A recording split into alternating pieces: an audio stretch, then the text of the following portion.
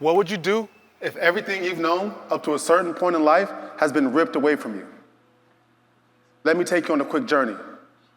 Imagine you've been playing football since 6 years old. You become pretty good, and in time, earn a full ride scholarship to play at top universities. Next, get drafted to the NFL, where you start consistently for 7 years straight. Success. But then, in the first game of your 8th season with your new team, suffer what is known as a career killer injury. The next day you hobble into the practice facility, absolutely devastated, exhausted from a sleepless night before, and you see your coach. Now, growing up, you're taught that your coach is akin to your tougher older brother.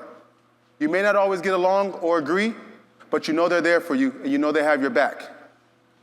So, you're hobbling along on your crutches, you're absolutely devastated, exhausted, you see your coach walking towards you. You can't help but feel some anxiety, nerves, and hopeful anticipation that he will give you that pick-me-up speech, saying how you'll get through this and come back better next year, and maybe even a hug. But instead, silent. He walks right by you. It's as if you're strangers now. You're left standing there baffled. Looking at players from the NFL or any professional athlete, it's easy to see the benefits, the money, the fame, the prestige. From college to the pros, we typically have access to the best healthcare you can imagine. Physical therapy, check. Psychologist, check. One day, you need arthroscopic knee surgery. They've got the world's best specialists on speed dial, and make the appointment. Another day, your daughter has a high fever, and you want to see a pediatrician. They call the children's hospital, make the appointment, and send the car to come get you. Everything's done without you lifting a finger. And it's all taken care of until it's not. Stepping beyond the gilded gates of professional sports, we find ourselves on unfamiliar ground for the first time. After dedicating our formative years to the game, we must now navigate the complexities of the world on our own, striving to catch up on what many consider common knowledge, specifically when it comes to healthcare. But sadly, and all too often, retired athletes are struggling to figure out how to get the care they need. Think of it like having a skilled navigator on a complex journey through a dense, dangerous forest. They know the paths and can identify potential dangers, leading you safely to your destination, which in the NFL is what we have. Now, in contrast, once you retire, you're left on your own to figure everything out. It feels like wandering through that same forest without a compass or a map. Every rustle in the bushes is a source of anxiety, and every decision is an uncertain one. It feels like a real-life game of Jumanji. Let me tell you a little bit more about myself. I played 10 years in the NFL, played for 4 teams, played in 2 Super Bowls, winning 1, and earning a trip to the Pro Bowl. You guys want to know a fun fact? In Super Bowl 50, I scored a touchdown as a defensive player. Now, thanks. Now, I suppose it's up for debate whether it was my touchdown that gave us the championship or Peyton Manning's throws. But between you, me, and everyone watching, it was clearly mine, right? Right? I digress. Let's keep going. From college to the pros, most of my seasons were injury-free, thanks to a proactive approach with top physicians and trainers who helped manage my care through cutting-edge technology and complementary therapies like yoga, massage, and acupuncture. Absolutely anything I needed to stay in peak condition was there for me. But then, in my 8th season, I suffered the dreaded career killer injury. I suffered the Butterfinger break. You guys know, like a Butterfinger candy bar, how you snap it in half to check how fresh it is while it's still in the wrapper? Or at least that was my analogy to the doctor on the field, who later would tell me it was an extremely accurate description of a Liz Frank injury. A Liz Frank injury results when bones in the midfoot are broken or ligaments that support the midfoot are torn.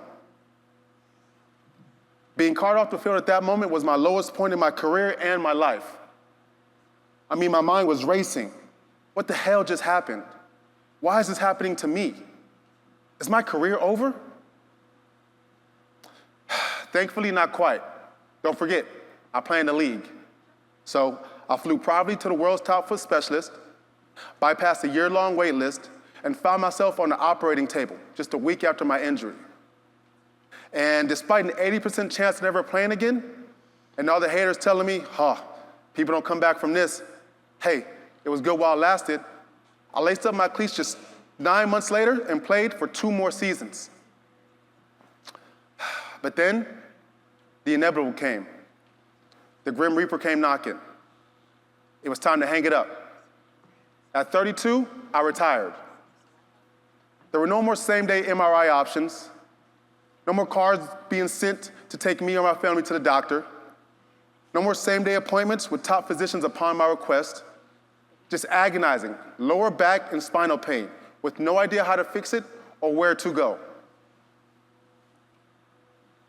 Transforming from a juggernaut to a decrepit old man in my 30s.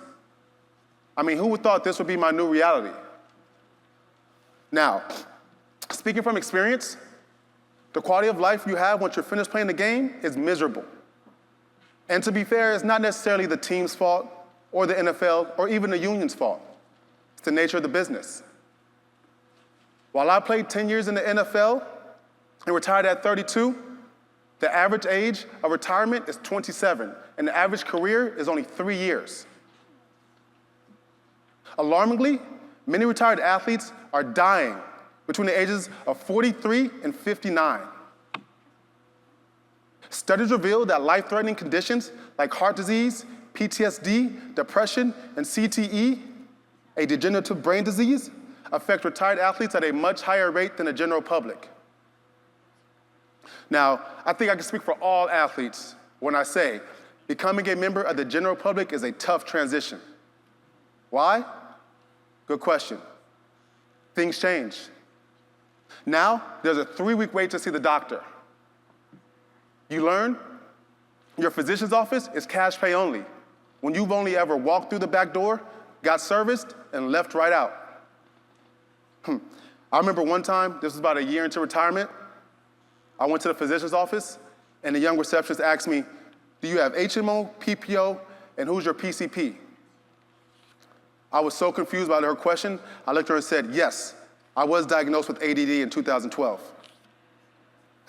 To put it simply, I was lost. While I knew I had great retirement benefits from the NFL, I didn't understand how to use them, nor how to navigate the complexities of the American healthcare system.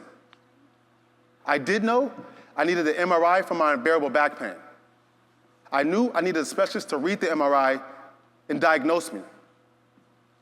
But where to start? It's not like I can just go get an MRI whenever I want, like I could when I was on a team. The new process? Make an appointment with the primary care physician.